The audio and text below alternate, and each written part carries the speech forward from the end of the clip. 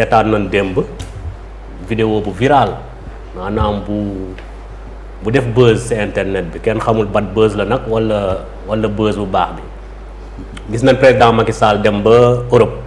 maanaam dem ba Paris fële ca France ay mbooloo wër ko xaw ma ndax fugg la wala émotion moo ko jàpp mais def na fa déclaration bu rëy bu dugal ci bopp ñu bari ci askan bi ni waa ji liñ doon laam-laamee di ko dute mi ngi commencé teg ndànk-ndànk di wane yoon bi mooy 3e candidature yow yéen ñi nga xamante ni yéen a ngi bokk Benno Bokk Yaakaar bokk ci parti Oumar Sarr di PLD nan nga jàngatee yow déclaration Macky Sall démb fële sa Paris. waaw merci Kouli ci sa question bi dëgg la démb le président son excellence Macky Sall ginnaaw bu mu jógee Ukraine ak Russie pour jëmmal fa Afrique xam nga le conflit russo-ukraine moom dafay xaw a impacter nos économies africaines là donc dem fa pour jëmmal jàmm ji au nord de l'Afrique mu defandoo ko ak naataangoom Afrique du Sud et tout ça yàlla defal leen ci tamit succès di ñaan yàlla tamit liñ ci wutu yàlla nag si yàlla defal ñoom pour économie Afrique bi ginnaaw boobu jógee na ñëw Portugal pour visite d'état foofu tamit amoon na suñu ay naataango ndax naa da nga ko xaw a tëb ay naataango sénégalais yu ko fa accueillir aussi de la même manière que Paris c'est vrai que sénégalais yi Paris lañ ëppee que Portugal waaye bu mu jógee Portugal démb yegg si na Paris et ça a été quand même gars yi accueillir ko la diaspora de France ñu accueillir ko d'une manière quand même chaleureuse et puis le président Macky Sall bu muy dugg tamit di waxtaan ak nit ñi mais bégal ni leen waxtaan na ak ñoom rassurer leen surtout sur 2 points xam nga bon Sénégal depuis pas mal de temps fait l'objet d'attaques je dirais bien terroristes on le voit, c'est-à-dire que les événements du 1er jusqu'au 3 juin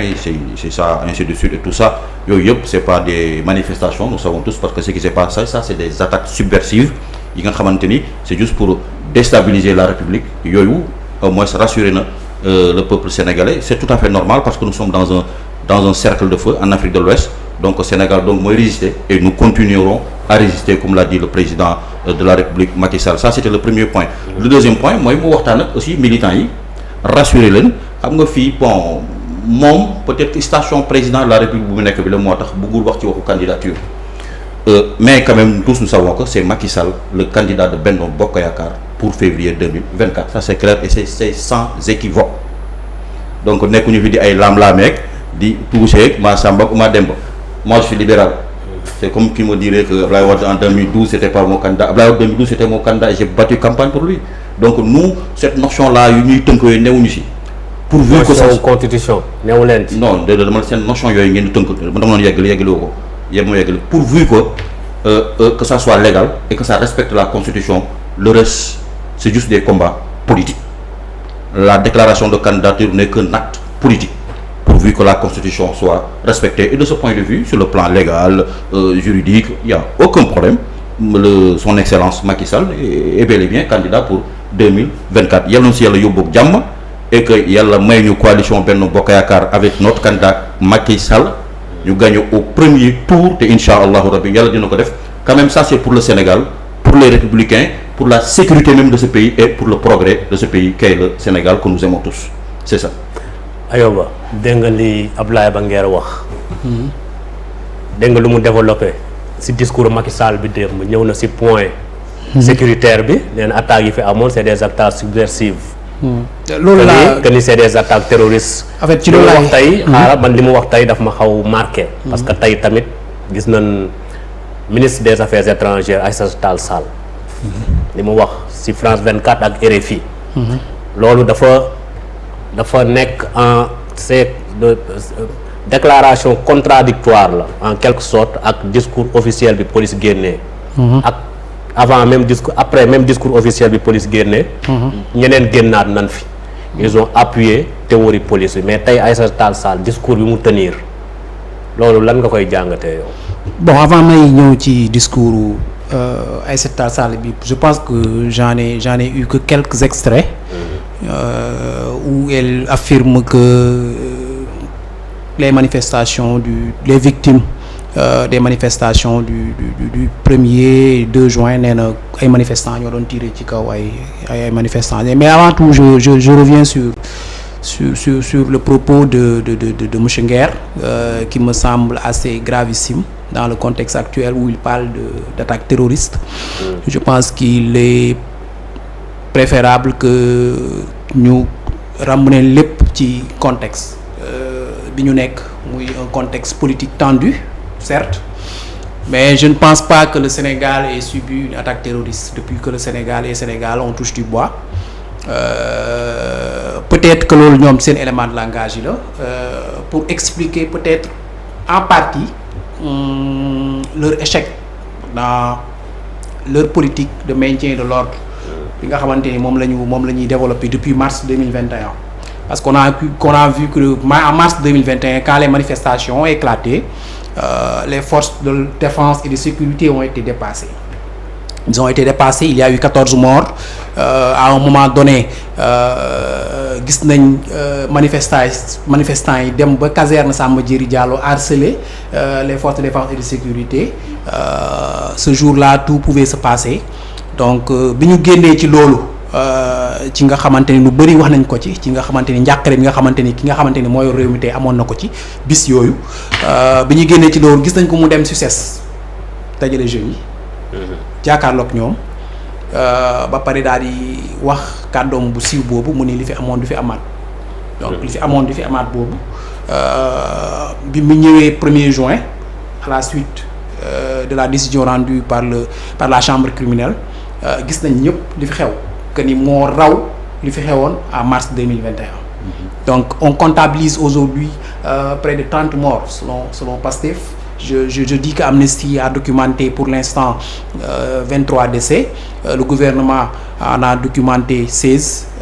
Dans tous les cas, en 2021, il y avait 14 morts. En 2023, il y a eu au moins une vingtaine de morts. Donc, li fi amoon mën naa ne lu ko raw amaat na fi. Donc, peut-être c'est pour un peu se justifier de cet échec-là dans leur politique de maintien de l'ordre que ñoom ñuy génne la thèse du terrorisme.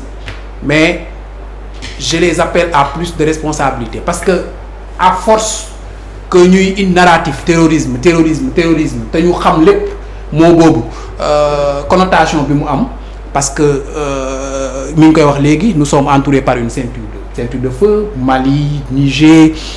Burkina, ñëpp tous ces pays-là tey jii boo fa demee buñ la waxee attaque terrorisme ban impact la am ci seen dund. Donc doo ñëw Sénégal fii ak lu mu situation bi lu mu mën a tendre nga bëgg gëmloo nit ñi ni tey jii dañu subir ay attaques terroristes. Je le répète encore une fois, le 1er et le 2 juin ñi jàmmaarloo woon ak forces de l'ordre yi les forces de l'ordre étaient des Sénégalais ñi jàmmaarloo woon ak les forces de défense et de sécurité c'est des Sénégalais. Il faut pas qu'on manque de respect aux Sénégalais. Ay Sénégalais yu am lu leen naqari la ñu génn di ko manifester peut-être mu am ci jàmmaarloo rafetlu wuñu ko yàqu-yàqu yi bëri na bakkan yi rot bëri na mais encore une fois de plus ce n'était pas des attaques terroristes. C'était des Sénégalais qui manifestaient leur mécontentement comme il y en a eu hier en Sierra Leone. Et on déplore fortement parce que des manifestants sont sortis accompagnés du principal parti de l'opposition pour manifester pacifiquement et on a tiré des balles réelles sur eux. C'est ce qui s'est passé au Sénégal les 1er et 2 juin. Donc pour parler pour ramener tout dans le contexte, nous sommes dans un contexte politique tendu. Je pense que pour bañ a graawal yëf yi on va tendre à apaiser les choses. On ne doit pas dans ce contexte-là parler de terrorisme. Avec mot bi dafa diis, c'est dangereux. Comprendre. Et après ëllëg lu mën a xew après mën nañ jël rek wekkaat ko ci terrorisme pour expliquer certaines choses et ça c'est pas bien. Pour en revenir au propos de Aïssata Tall, en fait li ma dégg tey mu expliquer extrait bi ma ci seetaan c'est un peu regrettable parce que depuis le début de cette affaire-là, à chaque fois qu'un membre du gouvernement sort sur les plateaux ou dans la presse c'est une déclaration autre que celle qui a été faite auparavant par un autre membre du gouvernement. Et ça ne rassure pas les Sénégalais, les administrés que nous sommes. C'est-à-dire un État, ça doit avoir une parole et une seule. C'est-à-dire État warul génn benn ministre warul génn ci plateau bu mu mën a doon di wax te li ngay wax documenté woo ko li ngay wax amoo ci firnde parce que li ngay waxaloo ko sa bopp waxaloo ko sa teyu bakkan. C'est-à-dire tu es là pour la République. C'est-à-dire quand tu fais des déclarations, c'est des déclarations destinées aux Sénégalais yi nga xamante ni ñoom ñooy fay seen impôt chaque mois di la entretenir nga war leen jox respect bu toll nii boo taxawee ci kanamu tey di wax nga wax leen du am mais tey démb mënuñoo wax ni ay forces occultes ñoo nekkoon ci manifestants yi après ñu génne ay vidéo ñu ni ñii ci manifestants yi lañ bokkoon après ñu génnaat ñu ni Seydou Gueye le porte-parole de l'APR ni ñii c'est des volontaires du parti. Quelques semaines après, en conférence de presse, Abdou Karim Fofana vient nous dire que c'est des comités de vigilance yoo xamante ne ñoo doon veiller ci quartier yi après tey Aïssata Tall ñëwaat tey daanañu c'est des manifestants qui tiraient sur des manifestants mais en fait à quel ministre se vouer à quelle parole se vouer à un moment donné lan kan la ñuy gëm ci ñoom kan la ñuy gëm alors que les images sont là elles sont parlantes jarul sax commenter il y a des gens sur des pick-up qui cheminent aux côtés de la police, même si le ministre de la communication je l'ai entendu aussi dire que ñi nga xamante ni sax ñoo soloon tenue nekk ci pick-up bi sol te ay tenue police. c'est pas sûr que ñu nekk ay policiers. C'est-à-dire nous sommes dans le déni absolu de ce qui se passe et en situation de crise, je le répète, pour résoudre le problème la première étape c'est de reconnaître que nous sommes en crise. Cheikh. Oui. man fi may ñëw ak yow mooy sorti Macky Sall bi démb à Paris. waaw maa lay jaajëfal ku di sorti président Macky Sall encore une fois day